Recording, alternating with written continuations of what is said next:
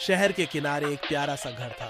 उसमें छोटे छोटे गमले लगे थे। खिड़की पर तोते बैठकर बातें करते थे और बरामदे में अक्सर दो दोस्त बैठते, राज और विवेक। दोनों की दोस्ती बचपन से थी। वे साथ स्कूल गए, साथ पतंग उड़ाई और बड़े होकर साथ काम भी करने लगे। राज एक दफ्तर में मेहनत करता था। उसकी आंखों में हमेशा चमक होती। वह सपने देखता कि वह अपने छोटे घर को और सुंदर बनाएगा, दीवारों पर रंग चढ़ाएगा, बगीचे में झूला लगाएगा। विवेक अक्सर उसके सपनों पर मुस्कुराता और कहता, तुम्हारा घर मोहल्ले का सबसे प्यारा घर होगा।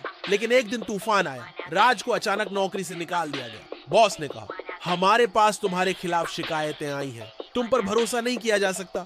राज का दिल धक से रह गया। वह हैरान था।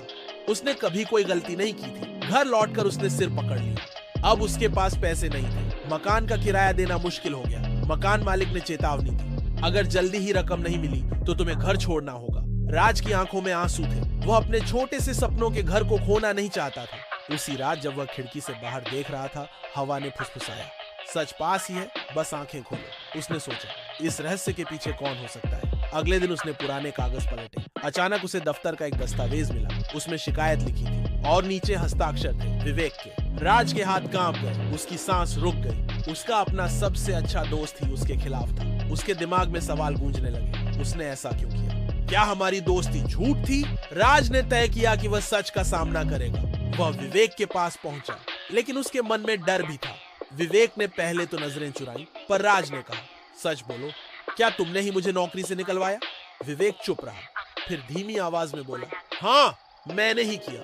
मुझे डर था कि तुम मुझसे आगे निकल जाओगे। सब तुम्हारी तारीफ करते थे। मुझे लगता था कि मैं पीछे रह जाऊंगा। राज का दिल टूट गया। उसकी आंखों में आंसू भर आए। उसने कहा, दोस्ती का मतलब था साथ खड़ा होना, और तुमने मुझे गिरा दिया। विवेक झुक गया। उसे भी अपनी गलती का एहसास हुआ, लेकिन अब समस्या बड़ी थी। घर छिनने वाला था। राज अकेला था। तभी जादुई घटना हुई। उसी रात राज ने सपना देखा। सपने में उसका घर उसे बात कर रहा था। घर बोला, अगर तुम सच्चाई और साहस दिखाओगे तो मैं कभी नहीं टूटूंगा।